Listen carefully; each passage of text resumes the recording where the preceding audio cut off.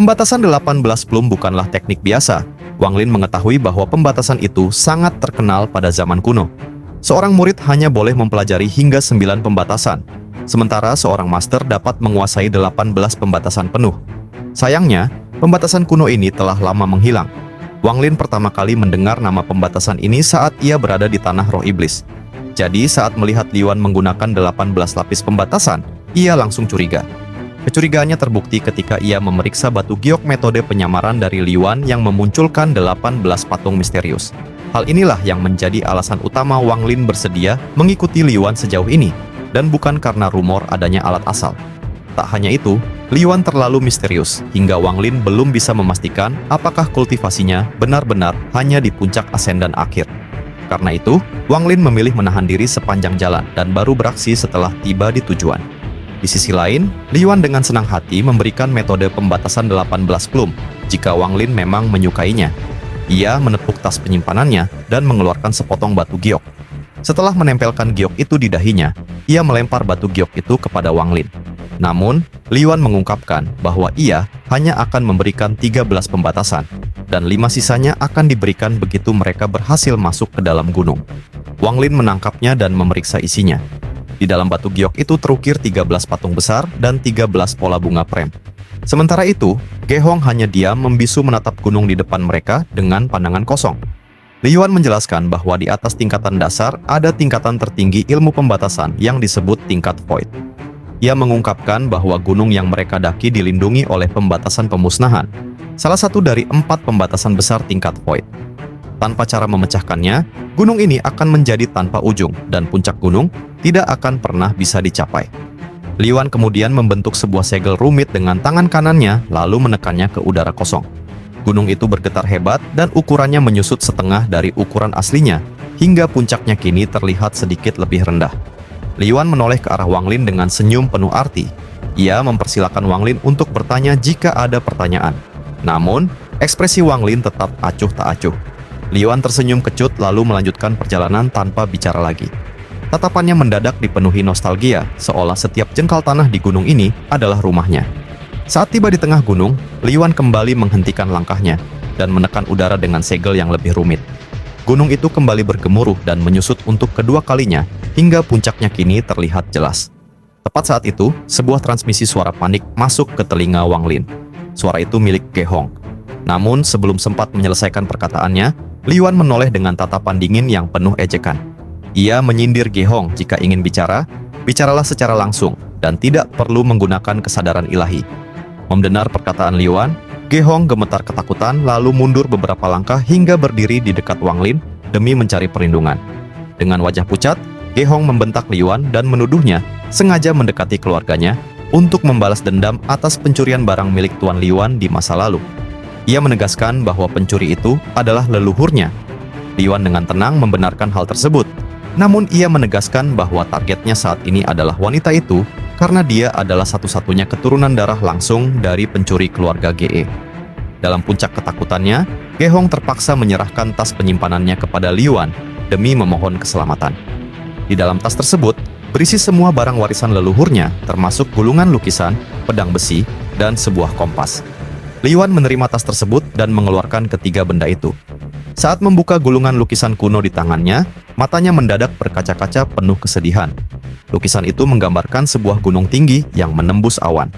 Di kaki gunung, terdapat sebilah pedang terbang yang melesat ke langit. Di gagang pedang berdiri bayangan kabur seorang pria. Sementara di ujung tajam bilah pedang berdiri sosok pelayan yang punggungnya sangat mirip dengan Li Yuan. Mata Wang Lin menyipit tajam saat melihat lukisan yang jelas dibuat sebelum alam surgawi guntur runtuh itu. Ia mulai berspekulasi bahwa Li Yuan sebenarnya adalah seorang celestial yang hidup kembali. Namun, ia merasa ada potongan teka-teki yang kurang tepat. Setelah menyimpan kembali ketiga benda tersebut, Li Yuan segera melanjutkan perjalanan. Ia terus berjalan mendaki puncak tanpa memedulikan Ge Hong yang memilih berbalik arah dan kabur, menuruni gunung dengan kecepatan penuh. Di sisi lain, Wang Lin tetap melangkah mengikuti Li Yuan. Saudara Shu pasti punya banyak pertanyaan, tapi setibanya di puncak nanti, kau akan tahu segalanya, ucap Li Yuan dengan nada suara yang aneh. Di sepanjang jalan, Li Yuan terus melambaikan tangan untuk memecahkan berbagai formasi pembatasan yang makin rumit hingga membuat gunung tersebut terus menyusut hingga akhirnya mereka tiba di puncak. Di puncak gunung itu berdiri sebuah patung batu raksasa setinggi 100 kaki, berbentuk pria paruh baya yang memancarkan aura keagungan mutlak. Di samping patung pria itu terdapat pahatan pedang terbang dengan sosok pelayan yang berdiri di ujung bilahnya. Melihat patung tersebut, emosi Liyuan bergejolak hebat dan ia langsung berlari mendekatinya dengan mata penuh kerinduan. Wang Lin ikut melangkah maju dan menatap tangan kanan patung tersebut yang sedang membentuk sebuah segel misterius. Awalnya, segel itu terlihat sederhana, namun saat Wang Lin mengamatinya lebih dalam, jiwanya mendadak tersedot, masuk ke dalam sebuah ilusi masa lalu. Di dalam ilusi yang sunyi itu, pandangan Wang Lin menjadi kabur. Ia melihat ribuan celestial memegang berbagai senjata berselimut petir ungu untuk menerjang langit. Anehnya, langit itu kosong tanpa musuh. Namun daratan dan alam surgawi di sekitarnya meledak satu persatu hingga hancur berkeping-keping. Di tengah kekacauan itu, melesat sebilah pedang terbang raksasa berselimut guntur ungu. Di gagang pedang itu berdiri pria paruh baya yang mirip dengan patung batu tersebut. Sementara di ujung pedang berdiri seorang pelayan yang wajahnya sangat berbeda dengan Liyuan. Energi pedang itu begitu dahsyat hingga membuat jiwa asal Wang Lin bergetar hebat. Tiba-tiba, sebuah suara tangisan pilu bergema memecah keheningan ilusi. Suara itu menegaskan bahwa selama ia hidup, jiwanya tidak akan musnah. Seketika, tubuh master yang berdiri di gagang pedang hancur menjadi abu. Melihat tuannya tiada, pelayan itu merasa langitnya telah runtuh. Sambil menatap gagang pedang yang kini kosong dan hampa, pelayan itu memandang langit dengan keputusasaan mutlak mengatakan bahwa saat tuan mati, maka pelayan akan mengikuti.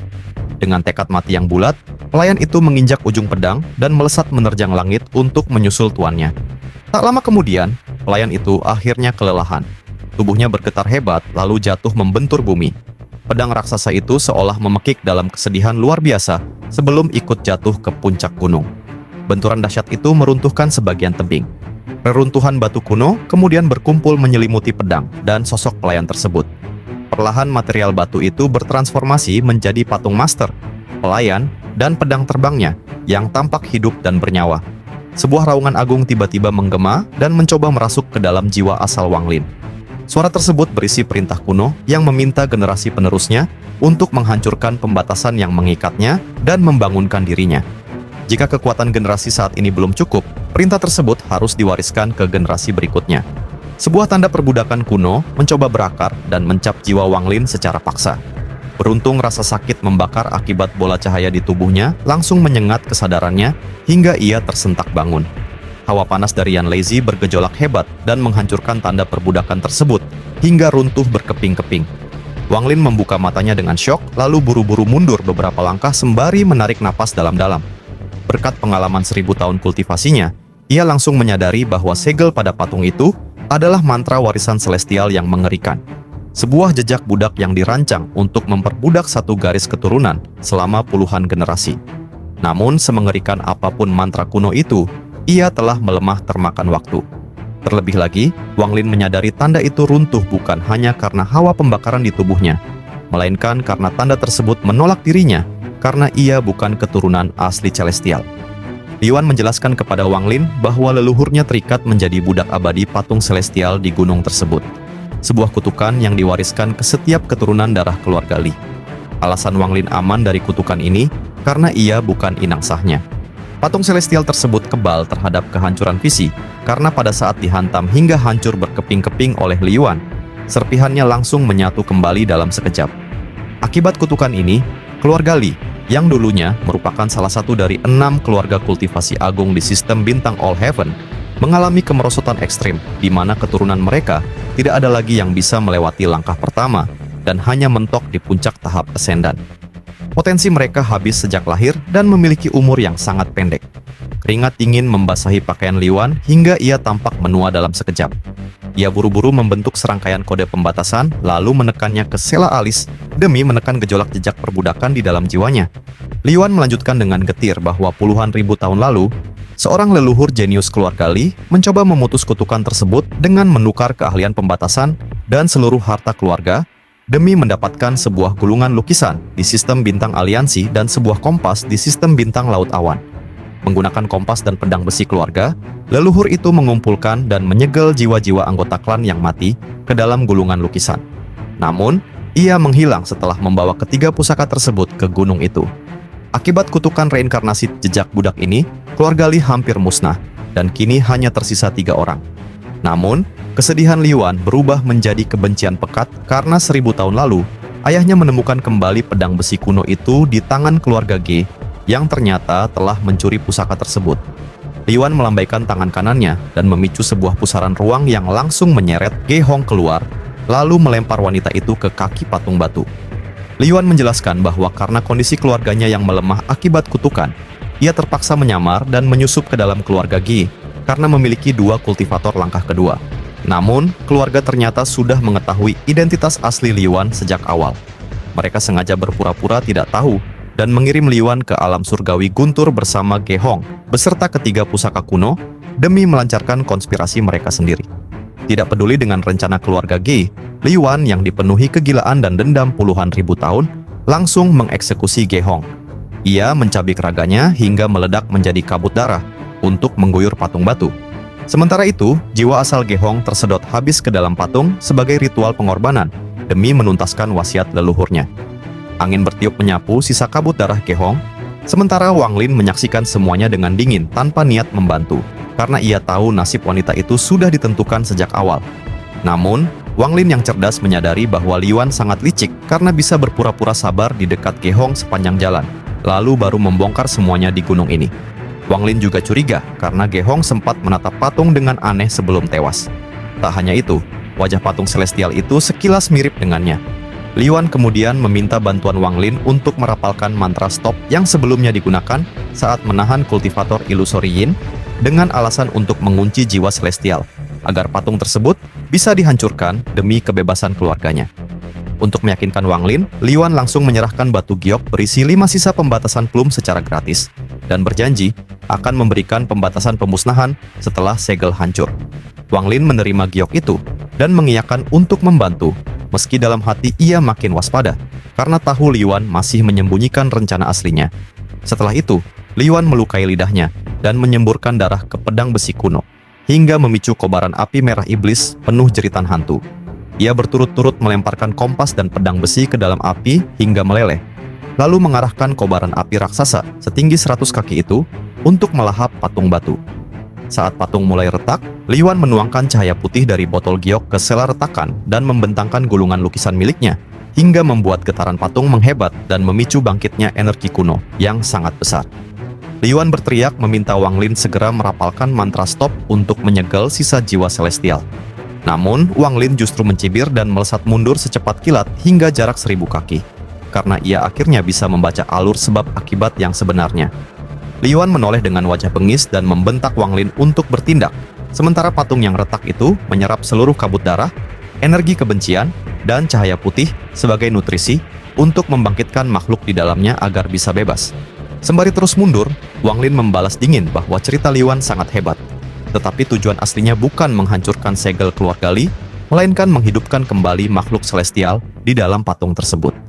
Mata Liuan berkilat kejam saat kultivasinya meledak hebat, melepaskan aura yang jauh melampaui puncak asendan. Ia kemudian berteleportasi mengejar Wang Lin. Sementara itu, Wang Lin langsung memanggil penjaga surgawi untuk menyerang. Namun, Liuan dapat dengan mudah membentuk segel hitam berbentuk segitiga yang langsung melilit erat tubuh penjaga surgawi hingga tak bisa berkutik. Wang Lin tetap tenang melihat hal itu dan berteriak bahwa Liuan memang terbukti berbohong. Liuan menyatakan tidak berniat menyerang Wang Lin asal ia mau patuh kembali dan merapalkan mantra stop dari warisan alam surgawi hujan dengan jaminan hadiah yang besar setelah urusan selesai. Wang Lin tersenyum tipis sambil menggeleng karena tidak bisa mempercayai orang yang tega membantai Ge Hong yang merupakan keturunan langsung dari tuannya sendiri. Ia kemudian langsung melesat melarikan diri. Liuan berteriak bahwa Wang Lin tidak akan bisa kabur dan langsung mengedipkan lambang pembatasan di dahinya untuk memanipulasi ruang di kejauhan hingga membuat tubuh Wang Lin yang sedang bersembunyi terpaksa muncul kembali. Sementara itu, Wang Lin tetap tenang meski Liuan melepaskan pembatasan 18 plum yang menjelma menjadi 18 patung celestial untuk mengepungnya. Wang Lin dengan sengaja memprovokasi Liuan dengan menyebutnya tak tahu malu karena tega menumbalkan darah keturunan tuannya sendiri demi membangkitkan tuannya. Provokasi itu berhasil membuat keyakinan Liuan sedikit goyah. Melalui pengamatannya, Wang Lin berhasil membongkar sebuah rahasia. Sosok di hadapannya ini bukanlah Liyuan yang asli, melainkan reinkarnasi dari jiwa pelayan celestial yang menyatu dengan jejak budak. Jiwa pelayan ini telah bereinkarnasi 2 kali selama puluhan ribu tahun di dalam keluarga Li. Tujuannya bukan untuk membebaskan kutukan keluarga Li, melainkan memanfaatkan mereka dan memanipulasi keluarga Ge demi mengumpulkan 3 harta sebagai tumbal kebangkitan tuannya. Saat 18 patung itu berubah menjadi pusaran bunga prem yang mematikan, Wang Lin dengan tenang membalas dengan pembatasan buatannya sendiri untuk menghentikan pergerakan Liyuan. Ia lalu menggunakan pedang surgawi untuk menebas dan menghancurkan formasi tersebut, hingga bisa berjalan keluar dengan mudah. Perkataan Wang Lin tentang reinkarnasi palsu ini memicu pergolakan batin yang hebat pada tubuh Liyuan. Hal itu membuat jiwanya tidak sinkron, dan wajahnya menunjukkan perjuangan batin. Wang Lin yang sudah menunggu momen ini langsung melempar jiwa gunung ke arah patung batu dan mengeluarkan cambuk karma untuk mencambuk sebab akibat pada diri Liyuan. Cambuk itu membuat tubuh Liyuan menolak jiwanya sendiri. Wang Lin kemudian merapalkan mantra stop hingga gerakan Liyuan terkunci. Ia kemudian menghantamnya sekali lagi dengan cambuk karma. Meski sempat terdesak dan tertekan, kesadaran pelayan celestial itu kembali berhasil menguasai tubuh Liyuan. Ia bersikeras bahwa tindakannya membangkitkan tuannya tidak salah, walau harus mengorbankan seluruh keturunan tuannya. Liyuan kemudian menyerang menggunakan lingkaran garis hitam misterius yang sebelumnya bisa mengunci penjaga surgawi. Wang Lin terus mundur dengan percaya diri karena ia sudah tahu kunci kelemahan musuhnya. Dari jawaban Liyuan, terungkap bahwa alasan utama Wang Lin diincar sepanjang jalan bukan karena mantra stop, melainkan karena Liyuan mengincar cambuk karma miliknya yang memiliki kekuatan domain karma dan reinkarnasi demi meningkatkan peluang keberhasilan ritualnya menjadi 90%. Saat Liyuan yang murka menyerang dengan 3 pedang garis hitam, Wang Lin langsung mengeluarkan kartu asnya, layar gunung dan sungai. Harta lukisan ini langsung membungkus tubuh Wang Lin dan dengan mudah menjebak serangan garis hitam milik Liyuan di dalam dunianya. Dari balik perlindungan lukisan tersebut, Wang Lin menggertak Liyuan dengan suara menggelegar bagai guntur. Ia menegaskan bahwa usaha reinkarnasi pertama Liyuan puluhan ribu tahun lalu gagal, justru karena tuannya sendiri yang menolak untuk dibangkitkan dengan metode keji seperti itu. Bersamaan dengan goyahnya mental Liyuan untuk kedua kali, Wang Lin kembali melayangkan cambuk karma yang menembus ruang dan memaksa Liyuan untuk berbalik melihat ke arah patung batu tuannya. Saat Liyuan berbalik, patung celestial itu menyerap seluruh sisa api merah hingga memancarkan cahaya merah pekat beraroma darah Gehong. Dari sela retakan di bawah mata patung, mengalir ilusi 2 aliran darah seolah celestial tersebut sedang menangis. Hal itu membuat Liyuan seketika diselimuti kebingungan mendalam dan mempertanyakan tindakannya sendiri. Dari dalam lukisan gunung dan sungai, Wang Lin menyaksikan momen itu dengan dingin, sembari menganalisis situasi, melalui ingatan dan kemampuan observasinya. Ia menyadari bahwa secara kultivasi Liyuan tidak berbahaya, namun jejak budak di tubuhnya menyimpan kekuatan misterius yang sangat kuat. Wang Lin akhirnya mendapat pencerahan penuh bahwa keluarga Ge sebenarnya adalah keturunan asli dari celestial tersebut, sedangkan keluarga Li adalah korban yang dipaksa menyerahkan potensi dan umur mereka selama puluhan generasi demi memelihara jiwa celestial itu. Jiwa pelayan yang tersimpan di dalam jejak itu telah menyatu dan bereinkarnasi dalam tubuh Liyuan dan menciptakan 2 kepribadian yang saling berkonflik, sehingga ilmu pembatasan Liyuan selalu tidak sempurna dan menunjukkan tanda-tanda runtuh. Kegagalan ritual puluhan ribu tahun lalu terjadi bukan karena kesalahan harta, melainkan karena celestial itu sendiri yang menolak untuk dihidupkan kembali dengan cara keji yang memusnahkan keturunannya. Liyuan mengincar Wang Lin karena ia membutuhkan kekuatan cambuk karma untuk memanipulasi hubungan sebab akibat tersebut demi meningkatkan peluang keberhasilannya.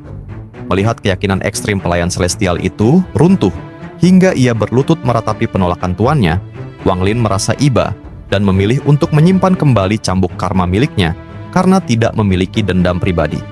Perlahan, seluruh cahaya merah dari patung tersedot habis ke dalam gulungan lukisan kuno yang membuat patung batu itu kehilangan seluruh energinya dan berubah menjadi tumpukan batu biasa yang mati.